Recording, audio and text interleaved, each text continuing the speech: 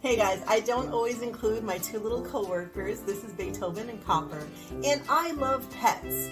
But this is for all the pet owners out there that are thinking of selling.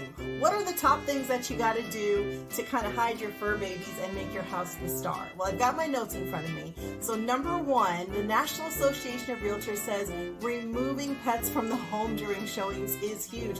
Look, there's a lot of people that are scared of dogs, no matter how big or small they are. They're a distraction, they're loud, these guys are loud, I love them very much.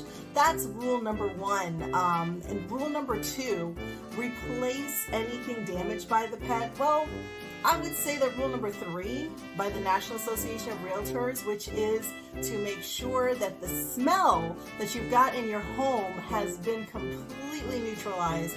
I love my dogs. I'm always cleaning the house. However, you know, the doggy smell is there, guys, sometimes, even though you might have tile.